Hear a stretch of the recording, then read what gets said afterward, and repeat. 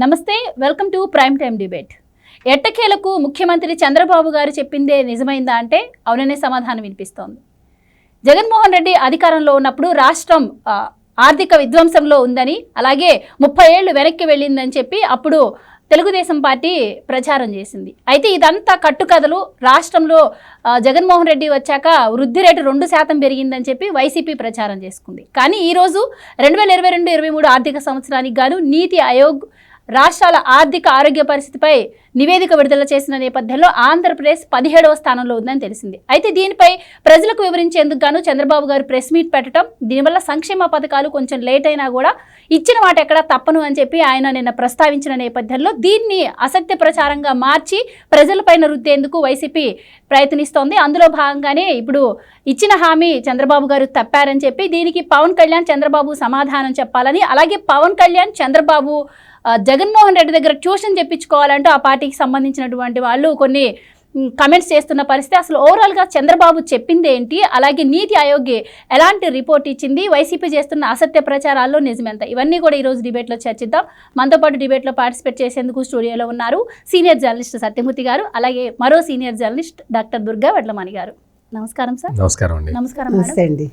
Sir, రాష్ట్రంలో నిన్న ఏదైతే జరిగిందో దాన్ని వైసీపీ తనకు అనుకూలంగా మార్చుకునేందుకు కుట్ర మొదలుపెట్టింది అనుకోవచ్చు. ఎందుకంటే అధికారంలోకి ఎన్డీఏ ప్రభుత్వం వచ్చిన దగ్గర నుంచి కూడా సంక్షేమ పథకాలు, ఈవెన్ ఏం జరిగినా, అభివృద్ధి ఏం జరిగినా పక్కకు నెట్టేసి ఢిల్లీ వరకు వెళ్ళి దీక్ష చేసినప్పుడు కావచ్చు, జగన్మోహన్ రెడ్డి ఎప్పుడు మీడియా ముందుకు వచ్చినా ఆ సంక్షేమ పథకాల గురించే మాట్లాడడం అందరికీ తెలిసిందే.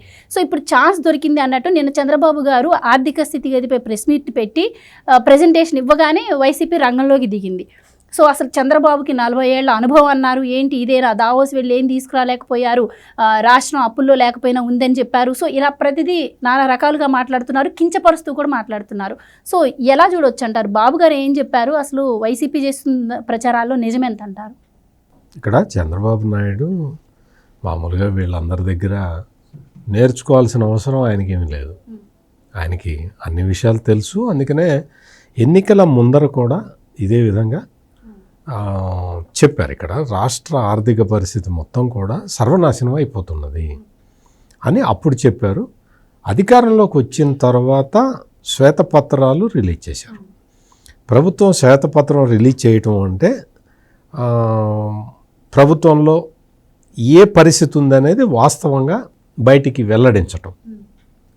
ఈ వాస్తవాలు బయటికి వచ్చిన తర్వాత మీకు గుర్తుండే ఉంటుంది, ఆర్థిక పరిస్థితి మీద చంద్రబాబు నాయుడు శ్వేతపత్రం రిలీజ్ చేస్తే ఒక 15 రోజుల తర్వాత జగన్మోహన్ రెడ్డి ప్రెస్ కాన్ఫరెన్స్ పెట్టాడు. ఏది ఈ ఆర్థిక పరిస్థితి మీద చంద్రబాబు నాయుడు రిలీజ్ చేసిన శ్వేతపత్రం, చంద్రబాబు రిలీజ్ చేసిన శ్వేతపత్రంలో ఎక్కడెక్కడ చిన్న చిన్న బొక్కలు ఉన్నాయి, ఎక్కడెక్కడ గోతులు ఉన్నాయి, ఎక్కడెక్కడ బోర్లేసి నీళ్లు తవ్వాడు జగన్మోహన్ రెడ్డి అనేది చంద్రబాబు నాయుడు చాలా స్పష్టంగా చెప్పాడు. అంటే భూమి లోపల అట్టడుగునున్న భూగర్భ జలాలని కూడా బోరేసి లాగేసినట్టు జగన్మోహన్ రెడ్డి ఎక్కడెక్కడి నుంచి అప్పులు దొరుకుతాయని మొత్తం పరిశోధించి మొత్తం పరిశీలించి కార్పొరేషన్లతో సహా మొత్తం అన్ని ప్రభుత్వ భవనాలు తాకట్టు పెట్టడంతో సహా గుంజాతలు పడేశాడు. మొత్తం రుణాలు, సచివాలయాలు మొత్తం అన్నీ పోయినాయి. అన్నీ ఆ తాకట్టు పెట్టేసి ఇంకొక విషయం ఏంటంటే, రాష్ట్ర గవర్నర్కి సార్వభౌమాధికారం అని ఉంటుంది, సావర్నిటీ అంటారు దాన్ని. రాష్ట్ర గవర్నర్ సావర్నిటీ కూడా తాకట్టు పెట్టాడు ఈ జగన్మోహన్ రెడ్డి. అంటే ఆయనే బాధ్యుడు ఈ అప్పులకి అని సంతకాలు పెట్టించాడు. అంటే ఎంత దారుణంగా అప్పులు చేశాడో మనకి స్పష్టంగా కళ్ళ ముందర ఉన్నది. ఇదే విషయాన్ని రాష్ట్ర ప్రభుత్వం విడుదల చేసిన శ్వేతపత్రంలో చాలా స్పష్టంగా చెప్పారు. చెప్పినప్పుడు దాని మీద ఏమి సమాధానం చెప్పాలా అని జగన్మోహన్ రెడ్డి 15 రోజులు ఆలోచించి మామూలుగా ఆర్థిక పరిస్థితి మీద శ్వేతపత్రం రిలీజ్ చేస్తే ఆ శ్వేతపత్రాన్ని అనలైజ్ చేయటానికి ఎవరినో కొంచెం ఆర్థిక నిపుణులని వీళ్ళని పిలుచుకొని మాట్లాడతారు. జగన్మోహన్ రెడ్డి ఎవరితో మాట్లాడాడు తెలుసా? సుప్రీంకోర్టు అడ్వకేట్లతోటి మాట్లాడాడు. అంటే ఇదేంటి, మనం ఇది చెప్తే ఏమవుతుంది, అది చెప్తే ఏమవుతుంది అని చెప్పి అడ్వకేట్లు వాళ్ళ సలహాలు తీసుకొని, రాజకీయ నాయకులు అడ్వకేట్ల సలహాలు తీసుకొని ఆ శ్వేతపత్రం మీద కొన్ని పాయింట్లు, తప్పుడు పాయింట్లు చెప్పాడు ప్రెస్ కాన్ఫరెన్స్ పెట్టి. ఆర్థికంగా ఎనలైజ్ చేయటం జగన్మోహన్ రెడ్డికి చేతకాల. ఉన్నప్పుడు అదే పరిస్థితి, దిగిపోయిన తర్వాత అయినా నేర్చుకోవాలి కదా. దిగిపోయిన తర్వాత కూడా అదే పరిస్థితి.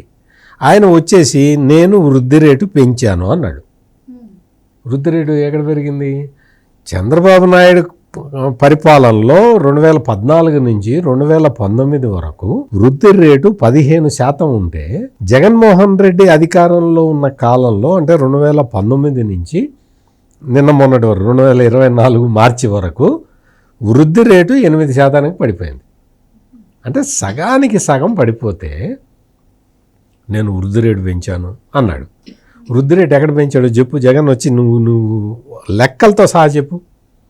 నేను ఈరోజు కాదు, జగన్మోహన్ రెడ్డి ప్రెస్ కాన్ఫరెన్స్ పెట్టిన రోజే నేను చెప్పా వృద్ధి రేటు ఎక్కడ పెంచావో చెప్పు జగన్ అని.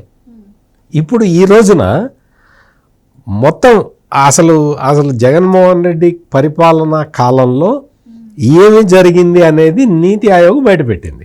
మొత్తం అసలు రుణం తీసుకునే కెపాసిటీ కోల్పోయింది ఆంధ్రప్రదేశ్. ఆ రుణం తీర్చే కెపాసిటీ కోల్పోయింది. మొత్తం అసలు నీకు ఇంకా అప్పులు కూడా రాని పరిస్థితికి జగన్మోహన్ రెడ్డి తెచ్చేశాడు. అప్పులు కూడా వచ్చే అవకాశం లేదు. అటువంటి దారుణమైన పరిస్థితుల్లోకి ఆర్థిక స్థితిని నెట్టేసిన జగన్మోహన్ రెడ్డి అండ్ ఆ కంపెనీ వాళ్ళందరూ ఉంటారుగా, ఈ అంబటి రాంబాబు, రోజా లాంటి వాళ్ళందరూ వచ్చి ఇప్పుడు నీతి ఆయోగ్ ఒక రిపోర్ట్ ఇచ్చింది. ఆ రిపోర్ట్ ఏంటి? కేవలం ఆర్థిక స్థితికి సంబంధించిన రిపోర్ట్. అది ఫిజికల్ అంటే ఫైనాన్షియల్ హెల్త్ గురించి అన్నమాట. ఈ ఫైనాన్షియల్ హెల్త్ ఇండెక్స్ అనేది చాలా కీలకమైన రిపోర్ట్. ఈ రిపోర్ట్ ఎందుకు తయారు చేస్తారు అంటే, ఈ ఫైనాన్షియల్ హెల్త్, ఫిజికల్ హెల్త్ ఇండెక్స్ని రాష్ట్రాలు ఎటుపోతున్నాయి ఆర్థికంగా.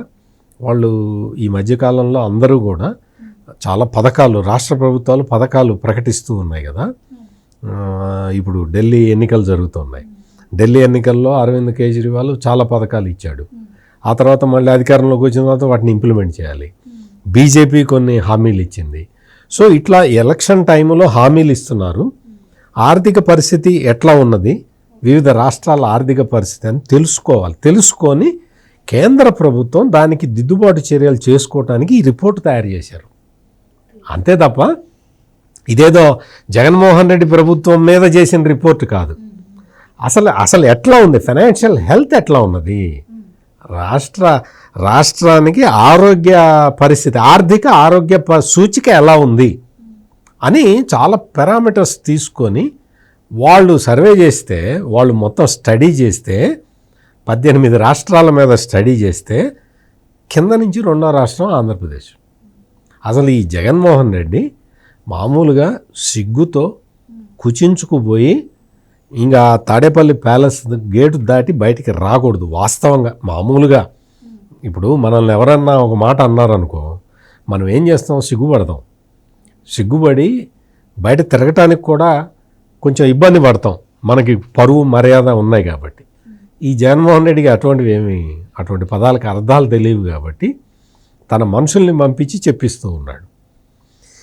ఈ ఫిజికల్ హెల్త్ గురించి అంటే ఫైనాన్షియల్ హెల్త్ గురించి రాష్ట్ర ప్రభుత్వం ఇట్లా ఉన్నదయా అని నీతి ఆయోగ్ చెప్పిన దాన్ని చంద్రబాబు నాయుడు వివరించి చెప్పాడు. అప్పు కూడా పుట్టని పరిస్థితుల్లోకి ఇప్పుడు ఆంధ్రప్రదేశ్ చేరింది.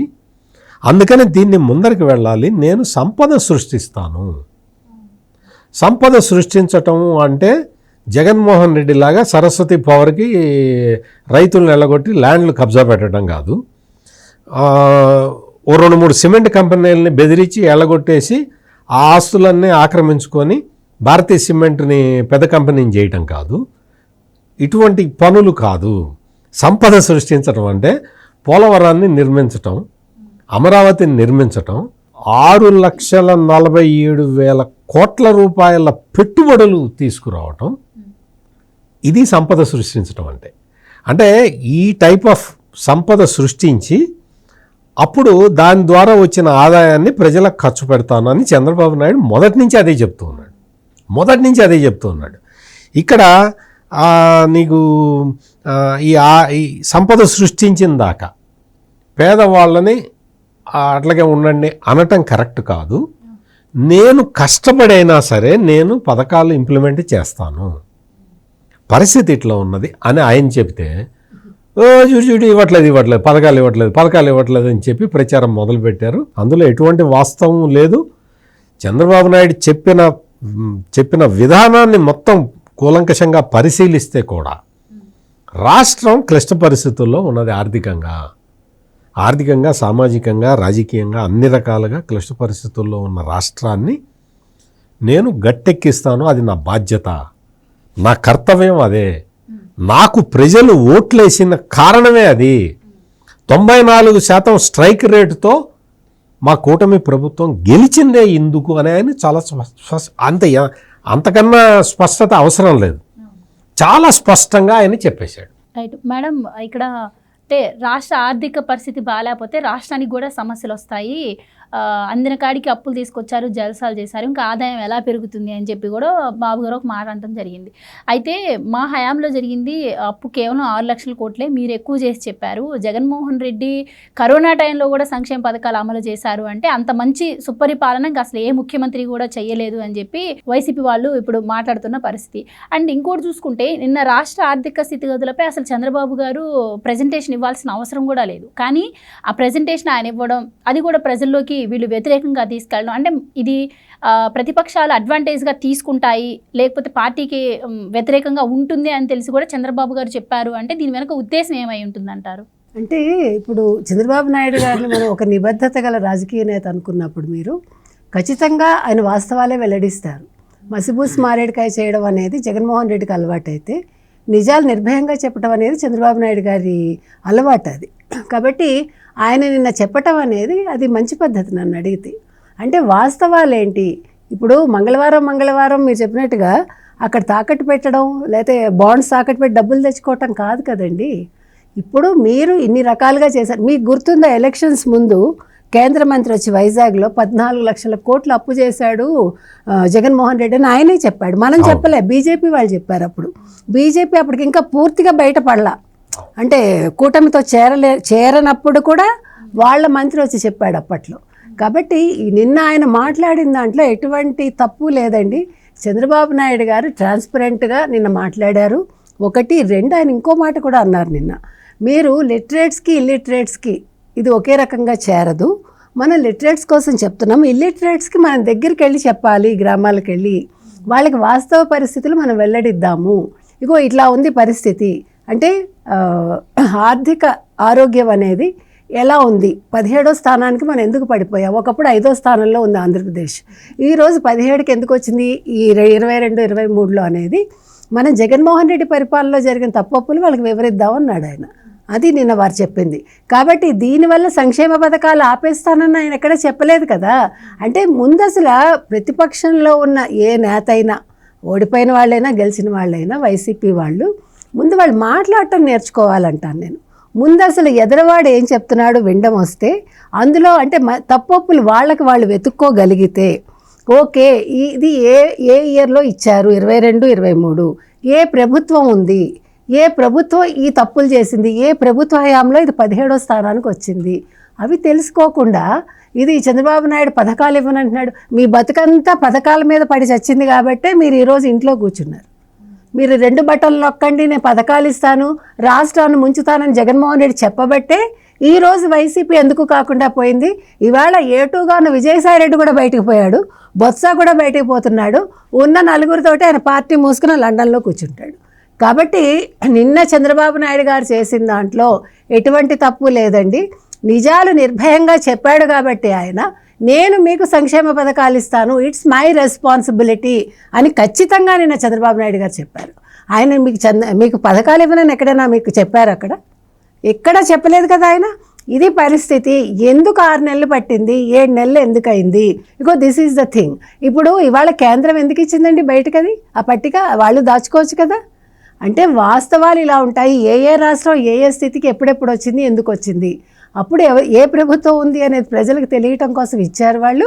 ఇచ్చిన దాన్ని నిన్న చంద్రబాబు నాయుడు గారు చూపించడంలో ఎటువంటి దురుద్దేశము లేదు, అంతకంటా పథకాలు ఆపే ఉద్దేశం అంతకంటా లేదు. ఖచ్చితంగా ఆయన తల తాకట్టు పెట్టైనా పథకాలు ఇంప్లిమెంట్ చేస్తారండి. అది ముందు ప్రజలు గమనించాలి. ఈ ప్రతిపక్షం చేస్తున్న ఈ ప్రచారం ఏదైతే ఉందో దీన్ని తిప్పికొట్టాల్సిన బాధ్యత ప్రతి తెలుగుదేశం నాయకుడిది, ప్రతి కూటమి నాయకుడిది, ప్రతి జనసేన నాయకుడిది, బీజేపీకి కూడా ఇందులో ఉంది. ఎందుకంటే వాళ్ళ బాధ్యత తీసుకోవాలి.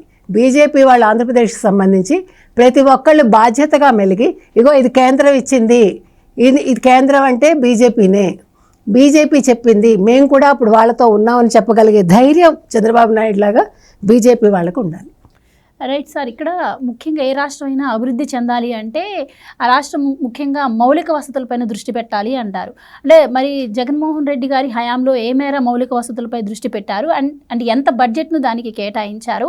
అలాగే ఇప్పుడు వైసీపీ ఏమంటుంది, 2014-19 టైంలో ఒక్క పని కూడా చేయలేదు టీడీపీ గవర్నమెంటు, ఒక్క శాశ్వత నిర్మాణం కూడా చేపట్టలేదు, అసలు వృద్ధి రేటు ఎలా పెరుగుతుంది అప్పుడు అని చెప్పి వాళ్ళు ప్రచారం చేస్తున్నారు. సో ఎవరి హయాంలో ఎంత క్యాపిటల్ ఎక్స్పెండిచర్ మౌలిక వసతులకి కేటాయించారు అంటే మీరేం చెప్తారు?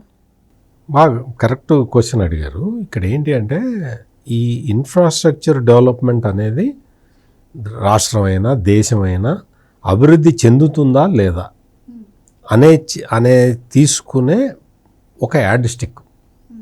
అంటే ఈ క్యాపిటల్ ఎక్స్పెండిచర్ అంటారు దీన్ని. అంటే మౌలిక సౌకర్యాలు కల్పించటానికి ఫండ్స్ కేటాయించటం. మౌలిక సౌకర్యాలు అంటే నీటిపారుదల ప్రాజెక్టులు, రోడ్లు, వీటికి సంబంధించినవి అన్నమాట. కొన్ని పరిశ్రమలు రావటానికి గ్రౌండ్ క్లియర్ చేసి పెట్టడం, వాటర్ సోర్సెస్, కరెంటు జనరేషను, ఇటువంటివన్నీ కూడా ఇన్ఫ్రాస్ట్రక్చర్ కింద వస్తాయి. వీటి మీద చేసే ఖర్చుని క్యాపిటల్ ఎక్స్పెండిచర్ అంటారు. అంటే మూలధన వ్యయం అంటారు. ఇది బడ్జెట్లోనే చెప్తారు. జగన్మోహన్ రెడ్డి 5 సంవత్సరాల కాలంలో క్యాపిటల్ ఎక్స్పెండిచర్ ఏ సంవత్సరం కూడా 9-10% దాటలేదు. 9-10% అంటే మీకు ఈశాన్య రాష్ట్రాలు ఉంటాయి కదా, నాగాల్యాండు, అస్సాము, అటువంటి రాష్ట్రాల కన్నా తక్కువ ఖర్చు పెట్టాడు జగన్మోహన్ రెడ్డి. అంటే ఇన్ఫ్రాస్ట్రక్చర్ మీద, మౌలిక సదుపాయాల కల్పన మీద, అంటే క్యాపిటల్ ఎక్స్పెండిచర్ అనేది అత్యంత కనిష్టంగా ఈశాన్య రాష్ట్రాల కన్నా తక్కువ ఖర్చు పెట్టిన ఘనుడు జగన్మోహన్ రెడ్డి. ఈ రోజున చంద్రబాబు నాయుడు మొత్తం దాదాపు ఒక 60% వరకు దాన్ని తీసుకెళ్ళాలి అని ప్లాన్ చేస్తున్నాడు. అంటే ఈ ఇన్ఫ్రాస్ట్రక్చర్ డెవలప్మెంట్ కోసం 60% ఫండ్స్ ఖర్చు చేయాలి అనేది ఆయన ఉద్దేశం. అంటే దీనికి సంబంధించి రకరకాల ప్రయత్నాలు జరుగుతూ ఉన్నాయి. మరి ఇంత మౌలిక సదుపాయాల మీద ఇంత ఖర్చు ఎట్లా చేయాలి అంటే పారిశ్రామికంగా రాష్ట్రాన్ని ముందరికి తీసుకెళ్తే రాష్ట్ర ప్రభుత్వానికి ఆదాయం వస్తే, రాష్ట్ర ప్రభుత్వానికే కాదు, దీని కాంట్రిబ్యూషన్ కేంద్రానికి కూడా ఉంటుంది. అందుకనే ఇప్పుడు కేంద్రం కూడా ఎక్కువ కాన్సన్ట్రేషన్ ఆంధ్రప్రదేశ్ మీద ఎందుకు చేస్తున్నది? ఆంధ్రప్రదేశ్ కరెక్ట్గా ఫోకస్ బాగా పెడుతున్నది. అన్ని సబ్జెక్ట్స్ మీద ఏదైతే అవసరమో ఆ సబ్జెక్ట్స్ మీద ఫోకస్ పెడుతున్నది.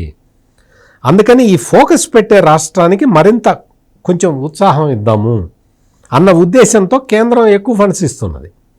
ఈ ఫండ్స్ అన్నీ ఇన్ఫ్రాస్ట్రక్చర్ ప్రాజెక్ట్స్ కోసమే ఇస్తున్నది మీరు గమనించండి.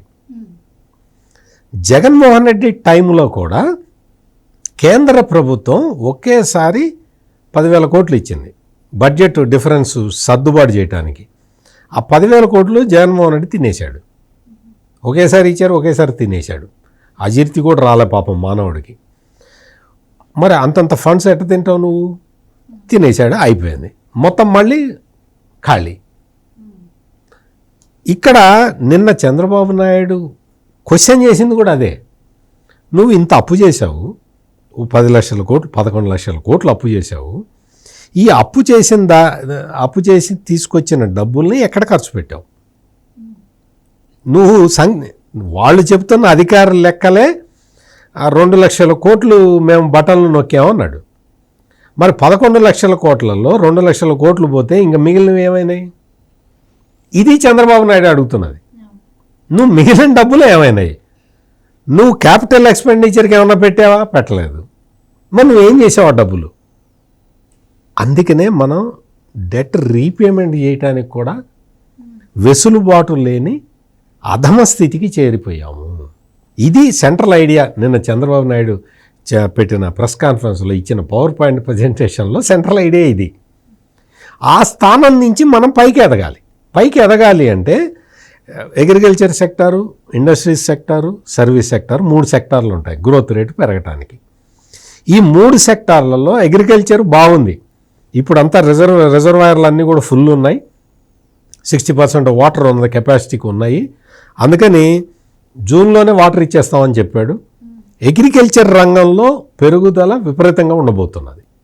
అదేవిధంగా ఆక్వాకల్చర్ మీద గవర్నమెంట్ చాలా సీరియస్గా దృష్టి పెట్టింది. ఆక్వా రంగం పెరుగుతుంది. సో అగ్రికల్చర్ సెక్టార్ మొత్తం కూడా ఫ్లరిష్ అవుతుంది, డౌటే లేదు అందులో. సర్వీస్ సెక్టార్, ఐటీ కంపెనీలు ఇవన్నీ వస్తున్నాయి, సర్వీస్ సెక్టార్కి సంబంధించినవి. పర్యాటక రంగం పెరుగుతుంది, అది సర్వీస్ సెక్టార్కి సంబంధించింది. ఇవన్నీ ఇక్కడ పెరుగుదల కనపడుతూ ఉన్నాయి. ఇప్పుడు ప్రభుత్వం కావాలని అంటే వాంటెడ్గా పెంచాల్సింది పారిశ్రామిక రంగాన్ని.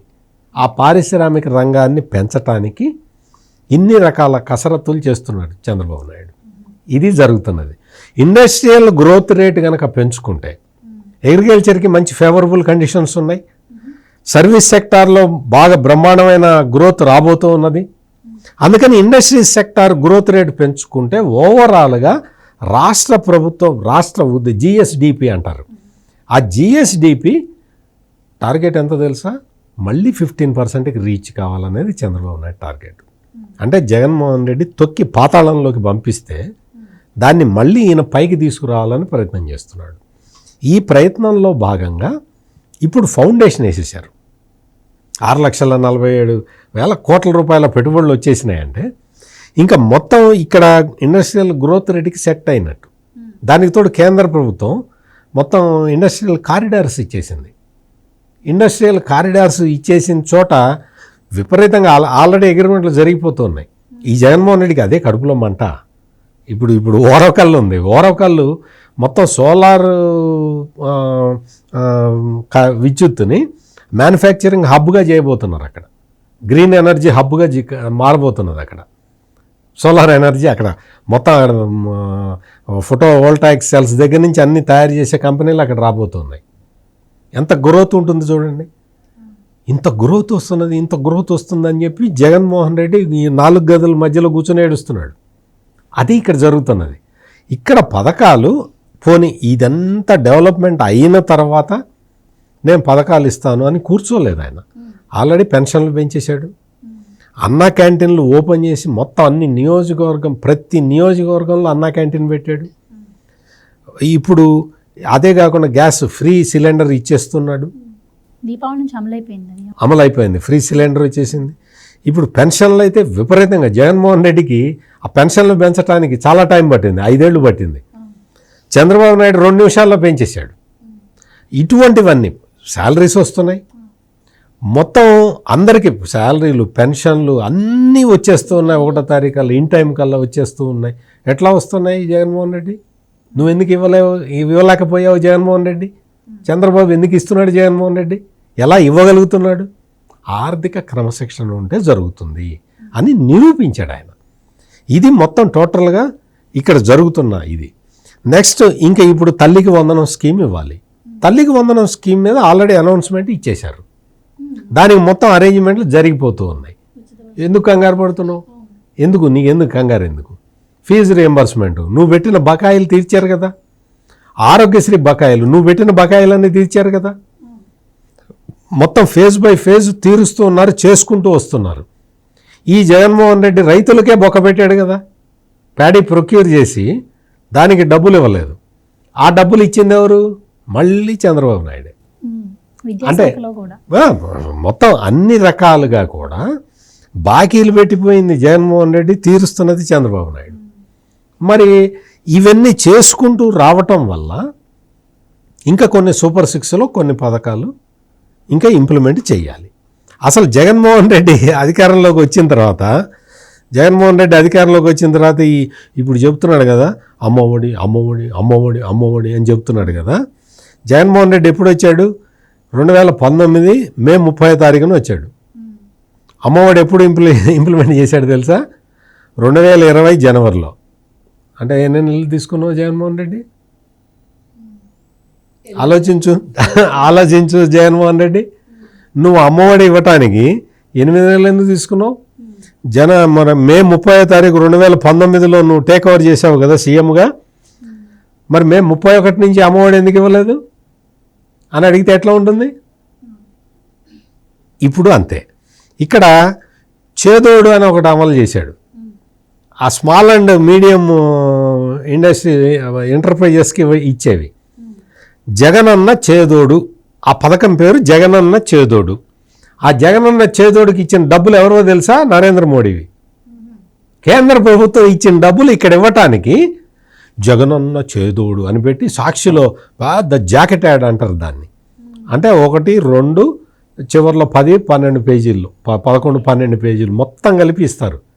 దాన్ని జాకెట్ యాడ్ అంటారు అనమాట. ఆ జాకెట్ యాడ్ ఇచ్చుకున్నాడు. అదే 50-60 లక్షలు దొబ్బేశారు. అంటే నీకు అంటే ఎందుకంటే మనం చెప్పటం కాదు, ఈ జగనన్న చేదోడు అని పెట్టుకున్నావు నువ్వు. నీ డబ్బులు ఏమన్నా అందులో పైసా ఉందా? ఒక్క పైసా ఉందా? ఎందులో ఉందో చెప్పండి నాకు. ఎందులో అంటే ఇది ఎగ్జాంపుల్ వచ్చింది కాబట్టి చెప్తున్నా. ఇది కేంద్ర ప్రభుత్వం ఇస్తే ఎంఎస్ఎంఈలకి ఇవో ఈ డబ్బులని ఇస్తే ఆ డబ్బులన్నీ తెచ్చి నీ పేపర్లో అడ్వర్టైజ్మెంట్ ఇచ్చుకోవటమే సరిపోయింది నీకు. ఎలక్షన్ల ముందర ఇంప్లిమెంట్ చేసావు. నేను చేశా అని జగనన్న తోడు అంటాడు. జగనన్న చేదోడేమో 2022 ఫిబ్రవరిలో అమలు చేశాడు. జగనన్న తోడేమో ఇప్పుడు నేను చెప్పిన ఎంఎస్ఎంఈ ఇది ఎలక్షన్ల ముందర ఇచ్చింది. ఇట్లా నీకు రైతు భరోసా కేంద్రం నుంచి డబ్బులు రాగానే ఇచ్చాడు 19 అక్టోబర్లో. మూడొంతులు కేంద్రం డబ్బులే కదా. జగనన్న నిలిపివేసిన పథకాల లిస్టు చెప్తా, నీకు ఓపుకుంటే చెప్తా. చెప్పండి ప్లీజ్. ఎస్సీ సప్లైని ఆపేశాడు, విదేశీ విద్య ఆపేశాడు, ఎస్సీ కార్పొరేషన్ నుంచి ఇచ్చే రుణాలు ఆపేశాడు, బెస్ట్ అవైలబుల్ స్కూల్స్ ఎత్తేశాడు, గ్రూప్స్కి సివిల్స్కి వెళ్ళే వాళ్ళకి ఎస్సీ ఎస్టీలకి బీసీలకి స్టూడెంట్స్కి శిక్షణ ఇస్తారు, ఆ శిక్షణ ఎత్తేశాడు, ఇళ్ల నిర్మాణానికి అడిషనల్ నిధులు ఇస్తారు, అది రద్దు చేశాడు, పెళ్లి కానుకలు రద్దు చేశాడు, పండగ కానుకలు రద్దు చేశాడు, కౌలు రైతులకి కొన్ని స్కీములు ఉన్నాయి ఆ స్కీములన్నీ రద్దు చేశాడు, ఉపాధి రుణాలు నిలిపివేశాడు, దళితుల భూమి కొనుగోలు పథకం రద్దు చేశాడు. ఇవే కాకుండా చాలా స్కీమ్స్ మైనారిటీకి ముస్లిం మైనారిటీస్కి ఇచ్చే స్కీములు రద్దు చేశాడు, మసీదులకి చర్చిలకి రిపేర్లకి ఇచ్చే డబ్బులు ఆపేశాడు, మొత్తం ఈ అర్చకులకి వాళ్ళకి ఇచ్చే అర్చకుల సంక్షేమ నిధి నుంచి కూడా డబ్బులు తీసేసుకున్నాడు. దేవాలయాల్లో ఒక కార్పస్ ఫండ్ ఉంటుంది, ఆ డబ్బులు కూడా తీసేసుకున్నాడు జగన్మోహన్ రెడ్డి. దేవాలయాల్లో వసూలైన డబ్బులు, ఆ డబ్బులతో ఒక ఫండ్ ఉంటుంది, దానికి తిరుమల తిరుపతి దేవస్థానం 50% కాంట్రిబ్యూట్ చేస్తుంది, ఆ ఫండ్ను కూడా తీసుకున్నాడు జగన్మోహన్ రెడ్డి. ఇవన్నీ తీసేసుకొని అమ్మఒడిలో కోత ఇటువంటివన్నీ ఏ స్కీము ఇంప్లిమెంట్ చేసి, అందుకనే కదా జగన్మోహన్ రెడ్డిని తీసి అవతల నెలగొట్టారు ప్రజలు. ఇక్కడ ఏదో పెద్ద సంక్షేమం ఇచ్చేసాడు ఏమి ఇచ్చావు? జగన్మోహన్ రెడ్డి స్వయంగా వచ్చి ఎన్నికల ఫలితాలు అయిపోయిన తర్వాత మైక్ ముందు కూర్చొని బోర్న ఏడ్చాడా? నేను ఇన్ని డబ్బులు ఇచ్చాను నాకు ఎందుకు ఓటేయలేదని ఏడ్చాడా? ఎందుకు? నువ్వు డబ్బులే ఇవ్వలేదు, అందుకని ప్రజలు నీకు ఓట్లు వేయలేదు. ఇప్పుడు ఒక్కొక్క స్కీము సిస్టమేటిక్గా అమలు జరుగుతున్నది.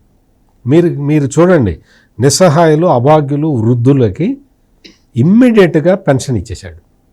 4,000 రూపాయలు చంద్రబాబు నాయుడు పెన్షన్ పెంచి ఇచ్చేశాడు.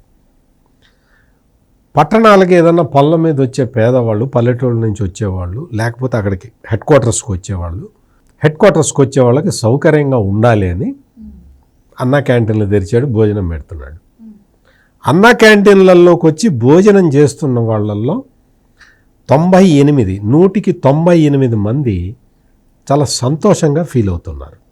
ఇది హ్యాపీనెస్ ఇండెక్స్లో మనకి స్పష్టంగా వస్తున్నది. అంటే పేద ప్రజలకి ఇమ్మీడియట్గా ఏది అవసరమో అవి చేస్తూ ఉన్నాడు. ప్లస్ దీపం స్కీమ్ ఇచ్చాడు. ఎందుకు ఇచ్చాడు అని తెలియకనా? ఈ దీపం స్కీమ్ ఇవ్వటం అనేది ప్రొడక్టివ్ ఎక్స్పెండిచర్. దీపం స్కీమ్ ఇవ్వటం వల్ల ఒక మహిళ త్వరగా వంట పూర్తి చేసుకుంటుంది, ప్రొడక్టివిటీకి ఉపయోగపడుతుంది. ఏదో ఒక చిన్న గృహ పరిశ్రమ పెట్టుకుంటుంది, డ్వాక్రా సంఘాల్లో పార్టిసిపేట్ చేసుకుంటుంది, కుటుంబానికి కొంత ఆర్థిక వెసులుబాటు కలుగుతుంది. అందుకని ప్రతి స్కీము వెనక కూడా చంద్రబాబు నాయుడు అమలు చేసే ప్రతి స్కీము వెనక ఒక లాజిక్ ఉంటుంది. ఆ లాజిక్ ప్రకారం ఇంప్లిమెంట్ చేస్తారు. ఎట్టి పరిస్థితుల్లో పథకాలని నేను ఆపను, election promise is a promise, I will fulfil it అని ఆయన చెప్తూ ఉంటే ఇవ్వడు చంద్రబాబు ఇవ్వడని వీళ్ళు నాటకాలు ఆడుతూ ఉంటే వీళ్ళకి చెప్పగలిగేది ఏమీ లేదు. రాష్ట్ర ఆర్థిక పరిస్థితి మొత్తం ఇప్పుడు ఇంకొక విషయం మీకు చాలా స్పష్టంగా చెప్పాలి. ఏంటి అంటే ఈ 7 నెలల కాలంలో గ్రోత్ రేటు పెరుగుతూ ఉన్నది, పెరగటం మొదలుపెట్టింది. This is a good indication, healthy sign for financial position. Right. అయితే మేడం ఇక్కడ చంద్రబాబు గారు వచ్చాకనే మంగళవారాన్ని అప్పుల వారంగా మార్చేశారని ప్రచారం చేస్తున్నారు. అండ్ ఏదైతే ఇప్పుడు వైసీపీ బయటకు వచ్చి మా టైంలో వృద్ధి రేటు బాగుంది, చంద్రబాబు గారు చెప్తున్నవన్నీ అబద్ధాలు అని ప్రచారం చేస్తున్నారో, సో మరి అదే అసెంబ్లీకి వచ్చి ఎందుకు మాట్లాడలేకపోతున్నారు? అదే ఆర్థిక శాఖ పైన శ్వేతపత్రం విడుదల చేసినప్పుడు జగన్మోహన్ రెడ్డి గారు అసెంబ్లీకి వచ్చి దానికి సరైన సమాధానం చెప్పి ఉంటే బాగుండేది కదా. మరి త్వరలో అసెంబ్లీ సమావేశాలు కూడా జరగబోతున్నాయి కాబట్టి మరి వాళ్ళ హయాంలో జరిగిన వృద్ధి రేటు కావచ్చు, మరి ఆయన సంక్షేమ పథకాలు అమలు చేసిన తీరు, అవన్నీ కూడా మరి వచ్చి రేపు అసెంబ్లీలో వివరిస్తే ఇంకా ప్రజలకు బాగా అర్థమవుతుంది కదా. సో ఆ ప్రయత్నం జగన్మోహన్ రెడ్డి గారు చేస్తారంటారా? అసలు ముందు వస్తాడా? జగన్మోహన్ రెడ్డి మీద ఎంత నమ్మకం ఉంది కదా, చాలా ఎక్కువ ఉంది. అసలు ఇప్పుడు వస్తాడా? రోజువారీ విచారణ అన్నాక అసలు జగన్మోహన్ రెడ్డి లండన్ నుంచి వస్తాడా చెప్పండి నాకు. వచ్చాక ఆయన అప్పుడు అసెంబ్లీకి వస్తాడా రాడా ఇంకో డిస్కషన్ పెట్టుకుందాం మనం. ఎందుకంటే అసలు ఇప్పుడు జగన్మోహన్ రెడ్డి రాడు కాబట్టి వీళ్ళందరూ మాట్లాడుతున్నారు కదా. ఇంకొకటండి, అసలు ఇప్పుడు పథకాలు అమలు చేయట్లేదని అంటున్నాడు కదా, ఆయనకి చేతనైంది అది ఒకటే. అంటే 2 లక్షల కోట్లు ఖర్చు పెట్టి పథకాల మీద 9 లక్షల కోట్లు కొట్టేశాడు కదా. అది లాజిక్, ప్రజలకు అది అర్థం అవ్వాలి. 2 లక్షల కోట్లు ఇచ్చానంటున్నాడు అంటే 2 లక్షల కోట్లు ఎంత ఇచ్చాడో మనకు తెలీదు, ఇంకా ఆ లెక్కలంతా బయటపడాలి. అందులో 9 లక్షల కోట్లు జేబులో వేసుకున్నాడు కదా. ఇప్పుడు చంద్రబాబు నాయుడు గారు అలాంటి పిచ్చి పని చెయ్యరు కాబట్టి ఈయన పథకాలు ఎక్కడ ఇంప్లిమెంట్ చేస్తాడో అని ఆయన భయపడుతున్నాడు. మీరు అన్న మాటలో ఒక చిన్న సజెషన్ యాడింగ్ ఏంటి అంటే, దివ్యాంగులకి పెన్షన్లు ఉంటాయి కదా, ఆ పెన్షన్ల మీద ఇప్పుడు సర్వే నిర్వహిస్తే 40% పెన్షన్లు దొంగలు తీసుకున్నారు. మరి అదే నేను చెప్తాను, జగన్మోహన్ రెడ్డి టైంలో. ఇప్పుడు అవన్నీ కరెక్ట్ చేస్తూ ఉన్నారు. అంటే వీళ్ళు మానసిక వికలాంగులు, అదే కావచ్చు, బహుశా అది కావచ్చు, వికలాంగులు కాబట్టి నిజమైన వికలాంగులకి ఇవ్వకుండా దొంగ వికలాంగులకి ఇచ్చారు. ఇప్పుడు మళ్ళీ కరెక్ట్ గా వికలాంగులకి మళ్ళీ దివ్యాంగులకి ఇవ్వబోతూ ఉన్నారు, పెన్షన్లు ఇవ్వబోతున్నారు. అది కూడా చూపించి ఏడుస్తున్నారు వీళ్ళు. ఇప్పుడు నేను చెప్తుంది అదే. ఇప్పుడు పథకాలు పక్క అమలు చేసేసి అందరికీ ఇప్పుడు ఈయన తీసేసిన ఏవైతే పథకాలు ఉన్నాయో అన్నీ కూడా ఇప్పుడు మళ్ళీ రీఇంప్లిమెంట్ చేసేస్తారు. చేశాక ఇక్కడ ఈయన అభివృద్ధి అంటున్నాడు చంద్రబాబు నాయుడు. ఇప్పుడు పెద్ద బాధ అది. సంపద సృష్టి, ఇవన్నీ కొత్త కొత్త పదాలు చెప్తున్నారు కదా. అక్కడ పారిశ్రామికీకరణ అయిపోతుంది. ఇప్పుడు 6 లక్షల చిల్లర మనకి వచ్చేసాయి పెట్టుబడులు. ఇక్కడ ఇంకొకటి మేడం, ఇప్పుడు రాష్ట్రానికి వచ్చే కొద్ది గొప్ప ఆదాయమో లేకపోతే రాష్ట్ర డబ్బులు మొత్తం తీసుకుపోయి అమరావతిలో పెడుతున్నారు చంద్రబాబు. దీనివల్ల ప్రజలకి ఉపయోగం ఏముంది, రాష్ట్రాలు ప్రాంతాలు నష్టపోతున్నాయి కదా అని చెప్పి వైసీపీ ప్రచారం చేస్తుంది. ఇలాంటి టైంలో నిన్న ప్రజెంటేషన్ ఇచ్చేటప్పుడు బాబు గారు ఒక మాట అన్నారు, ఏవైతే అమరావతికి పోలవరానికి నిధులు కేటాయించామో వాటిని మళ్ళీ వీటి పథకాల కోసం నేను ఉపయోగించను అని చెప్పి అది ప్రజల్లోకి నెగిటివ్గా వెళ్తుంది, ఛాన్స్ ఇచ్చినట్టు అవుతుంది అని కూడా అలా చెప్పడంలో ఆంతర్యం ఏంటంటారు? అసలు ఇది ఎందుకు నెగిటివ్ అవుతుందండి? ఫస్ట్ నేను అడిగే క్వశ్చన్ ఏంటంటే, ఇప్పుడు అది తెలివి తక్కువ వాళ్ళకి దాంట్లోంచి అన్ని నెగిటివే కనిపిస్తాయి. ప్రజలు అలా తీసుకోరు. ఇప్పుడు వైసీపీ వాళ్ళకే అలా బుర్ర ఉండదు కాబట్టి, వాళ్ళకి మోకాల్లోనూ చీలమండల్లోనూ ఉంటుంది కాబట్టి వాళ్ళకి అలా అర్థం అవుతుంది. ఇప్పుడు ఆయన అన్నదేంటి, మీ పథకాలు మీకు నేను ఇస్తాను, అది ఎలాగా ఆయన సంపద సృష్టించి ఇస్తాడు ఆయన, అది వేరు. కానీ ఇక్కడ మనకు అమరావతి లేకపోతే, ఒక రాజధాని లేకపోతే మీకు పరిశ్రమలు పెట్టుబడులు ఎక్కడి నుంచి వస్తాయండి? బుద్ధి ఉందా అసలు? నువ్వు అసలు ఒక ఇన్ఫ్రాస్ట్రక్చర్కి ₹1 ఖర్చు పెట్టని జగన్మోహన్ రెడ్డి మాట్లాడటం ఏంటి? ఇప్పుడు అది టెంపరీ అంటాడు. ఇవాళ అమరావతి టెంపరీ అయితే మీరు ఎలా వాడుకున్నారు? మరి 5 ఏళ్ళు ఎక్కడ కూర్చున్నావు నువ్వు? చంద్రబాబు నాయుడు కొనిపెట్టిన కుర్చీలో కొత్త టవల్ వేసుకొని కూర్చున్నాడు కదా. మరి కొత్తగా కొనుక్కోవాలి కదండి. ఇప్పుడు అక్కడంతా నీళ్లు కారిపోతున్నాయంటే 5 ఏళ్ళు నువ్వు నోరు మూసుకుని ఎందుకున్నావు? నువ్వు కొత్తది బిల్డింగ్ కట్టించకపోయావా? తాడేపల్లిలో కట్టించుకున్నావు కదా, ప్యాలెస్ కట్టించుకున్నావు నువ్వు తాడేపల్లిలో. అదే తాడేపల్లిలో కట్టించుకున్నప్పుడు కొత్త సెక్రటేరియట్ ఎందుకు కట్టించుకోలేదు? మరి ఈ బిల్డింగ్లు పనికి రాకపోతే. రెండోది, నువ్వు ఎందుకు అక్కడ రిషికొండలో అంత పెద్ద రిషికొండ పగలగొట్టించి నువ్వు ఎందుకు అంత భవనం కట్టించుకున్నావు? కాబట్టి ఇప్పుడు వీళ్ళు చెప్పే దాంట్లో ఎటువంటి నిజాయితీ లేదండి. వైసీపీ వాళ్ళు, చంద్రబాబు నాయుడు గారు రెండు అంటే సమతౌల్యత పాటిస్తారు ఆయన. ఇటు పథకాలు అమలవుతాయి, అటు పెట్టుబడులు వస్తాయి, ఇటు సంపద సృష్టి జరుగుతుంది. ఇది జగన్మోహన్ రెడ్డికి మింగుడు పడిన విషయం. నేను 9 లక్షల కోట్లు మింగాను, చంద్రబాబు నాయుడు 1 కోటి కూడా మింగడా. ఇప్పుడు ఆయన బాధ అది వ్యక్తపరచలేడు ఆయన. ఇందాక ఆయన చెప్పినట్టు దివ్యాంగుల్ని కూడా తినేశాడంటే ఇంతకంటే మానసిక వికలాంగుడు ఎవడు ఉంటాడండి? ఇంత దరిద్రం ఇంకే రాష్ట్రంలోనూ ఉండదు. కాబట్టి అభివృద్ధి చూసి ఎవరో లేనప్పుడు వైసీపీ ఇలాగే మాట్లాడుతుంది. పథకాలు ఇచ్చేస్తే మన పని అయిపోయింది అనుకున్నాడు ఆయన.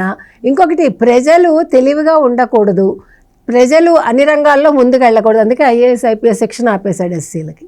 సో ప్రతి దాంట్లోనూ అంటే అతని దృష్టికోణం ఎలా ఉంటుందంటే ఒక నెగిటివ్ ఇది, అయ్యో వీడు మనం మించిపోయి రేపొద్దున ప్రశ్నిస్తాడేమో. సో కేవలం సంక్షేమ పథకాల మీదే దృష్టి పెట్టి పాలన చేస్తే రాష్ట్రం ఎంత అధోగతి పాలవుతుంది ఇప్పుడు అఫీషియల్గా నిరూపితమైంది. నిన్నను చంద్రబాబు నాయుడు గారు చెప్పడంలో ఉద్దేశం అదే. 5 ఏళ్ళు ఈయన ఏం చేశాడు? 9 లక్షల కోట్లు ఎలా మింగాడు? 2 లక్షల కోట్లు పథకాలు అన్నాడు, అందులో ఏం తిన్నాడో ఎవరికి తెలియదు. ఎంత శాతం పథకాలు ఎవరికి వెళ్ళాయి? సో అమరావతికి పోలవరానికి కేటాయించిన నిధులు వాడము అని చెప్పి ఒక పార్టీ అంతే. ఇప్పుడు ఏమంటే అదే ఆర్థిక క్రమశిక్షణ అన్నారు ఇందాక, చూడండి, దట్ ఈస్ వాట్. ఇప్పుడు మీ శాలరీ అండి, ఫర్ ఎగ్జాంపుల్ మీరేం చేస్తారు? 10,000 ఇంటికి ఇస్తారు అనుకుందాం. ఒక 5,000 మీరు పక్కకు పెట్టుకుంటారు, ఒక PF ఏదో వేసుకుంటారు. మీరు అందులో తీస్తారా? ఇష్టపడతారా? అది అక్కడే ఉంటుంది కదా. అది అలా మూలధనం కింద అలాగే ఉంటుంది అది. కాబట్టి అది వేరు. ఇప్పుడు మనం పోలవరానికి పెట్టింది ఎంత కేంద్రం ఇవ్వాలో అంత ఇస్తుంది, ఎంత రాష్ట్రం పెట్టాలో పెడుతుంది. ఆ పోలవరం కూడా ఈరోజు ఇన్ని వేల కోట్లు నష్టం వచ్చిందంటే దానికి కారణం జగన్మోహన్ రెడ్డేగా. ఇవాళ అమరావతి జంగిల్ క్లియరెన్స్కి ఏదైతే డబ్బులు ఖర్చు పెట్టిందో ప్రభుత్వం, యాక్చువల్గా ఈ డబ్బులన్నీ జగన్మోహన్ రెడ్డి దగ్గర నుంచి వసూలు చేయాలి నిజంగా చెప్పాలంటే. ఏమండి, మొత్తం ఇప్పుడు ఏవేవైతే ఎక్స్ట్రా ఖర్చులు ప్రభుత్వం పెట్టాల్సి వస్తుందో, ఇంకొకటండి ఈయన పరదాలకు ఎంత ఖర్చు పెట్టాడో అది కూడా ఖర్చు చేయాలి. చెట్లు ఎన్ని కొట్టేశాడో మరి కొట్టినందుకు డబ్బులు ఖర్చు పెడతారు కదా. ఇలాగా మొత్తం అంతా ఫైన్ వేస్తే జగన్మోహన్ రెడ్డికి ఆయన తిన్న 9 లక్షల కోట్లు కట్టినా కూడా ఇంకా సరిపోదు. ఇంకోటి ఏంటంటే ఇంకో పాయింట్ ఏంటంటే అమరావతి మీద విషం కక్కటం అనేది వీళ్ళకి అలవాటు. భరించలేదు. వైఎస్ఆర్ కాంగ్రెస్ పార్టీకి అది పుట్టుకతోనే వచ్చిన బుద్ధి. ఇప్పుడు అమరావతికి మీద ఇప్పుడు ఖర్చు పెడుతున్న డబ్బులన్నీ కూడా కేంద్ర ప్రభుత్వం ఇస్తున్నవి. అది కేంద్ర ప్రభుత్వం ఎక్స్టర్నల్ బారోయింగ్స్ ద్వారా సేకరించిన డబ్బులు. ఆ డబ్బుల్ని మనకిస్తున్నది. ఆ బారోయింగ్స్ నుంచి వచ్చిన వాటి డబ్బులు మనం తిరిగి కట్టాల్సిన అవసరం లేదు. అమరావతికి రాష్ట్ర ప్రభుత్వం 1 పైసా కూడా కొత్తగా ఖర్చు పెట్టడం లేదు. ఇంత క్లారిటీ. పోలవరం ప్రాజెక్టుకి మనం ఖర్చు పెడితే కేంద్ర ప్రభుత్వం రీఎంబర్స్ చేస్తుంది. ఇది జరుగుతుంది తప్ప మీకు ఎక్కడ అమరావతి పోలవరం మీద మొత్తం రాష్ట్ర సంపద అంతా దోచేసి తీసుకొచ్చి ఇక్కడ ఖర్చు పెట్టట్లేదు. కానీ ఈ జగన్మోహన్ రెడ్డి కుట్రపూరితంగా అదే ప్రచారాన్ని పదే చెబుతూ ఉంటాడు. Amaravati is a self sustainable project. దానికి ఇప్పుడు అందులో గవర్నమెంట్ బిల్డింగ్స్ అవన్నీ కట్టుకోవటం వరకు కేంద్ర ప్రభుత్వం సహాయం చేస్తున్నది. ఆ సహాయాన్ని తీసుకొని అమరావతిని అభివృద్ధి చేసుకుంటాము. సింపుల్. ఇందులో ఇక్కడ వేరే ప్రాంతాలకు ఉపయోగించాల్సిన ఫండ్స్ తీసుకొచ్చి ఇక్కడ ఖర్చు పెట్టడం అనే ప్రశ్న లేదు. నిన్న చంద్రబాబు నాయుడు చెప్పింది క్లియర్ కట్గా అదే చెప్పాడు. అవి ఇప్పుడు వాళ్ళు ఎక్స్టర్నల్ బారోయింగ్స్ తీసుకొచ్చి అమరావతిని కట్టుకోమండి అని నిధులు ఇస్తే ఆ డబ్బులు తీసి పథకాలకు ఎట్లా వాడతారు? అది ఆయన చెప్పింది. ఇంకొకటి లాస్ట్గా ఏంటంటే అండి, ఆయన అసలు అమరావతి డెవలప్మెంట్ అనేది ఆయన దృష్టిలో లేదు జగన్మోహన్ రెడ్డికి. ఎందుకంటే ఆయన ఎట్లా ఆంధ్రప్రదేశ్ నాశనం చేయాలి, ఎట్లా హైదరాబాద్లో సంపదని వృద్ధి చేసుకోవాలనుకున్నాడు. ప్రజలు కాదు కదా ఆయనకు కావాల్సింది. కాబట్టి ఇవాళ అమరావతి డెవలప్మెంట్ ఆయన భరించలేడు. ఆయనకి నిజాలు అర్థం కావు. ఫస్ట్ ఆర్థికంగా ఎలా ఉంటుంది, అసలు ఆర్థిక క్రమశిక్షణ ఏంటి, అసలు ఈ ఫండ్స్ ఏంటి, ఎంతసేపు ఎలా రూపాయి వస్తుంది, ఎలా జేబులో వేసుకోవాలి, ఏది అమ్మాలి, ఎలా తీసుకోవాలి, అంతే తెలుసు ఆయనకి. కాబట్టి నిన్న చంద్రబాబు నాయుడు గారు చేసిన దాంట్లో 100% అది సరైన పద్ధతి అండి. దానివల్ల ప్రజలు కొద్ది రోజులు ఏమైనా కొంచెం కన్ఫ్యూజన్ అయినా కూడా దాన్ని సరిచేయాల్సిన బాధ్యత ప్రతి ఒక్క కార్యకర్త మీద ఉంది, ప్రతి ఒక్క తెలుగుదేశం కూటమి నాయకుల మీద కూడా ఉంది.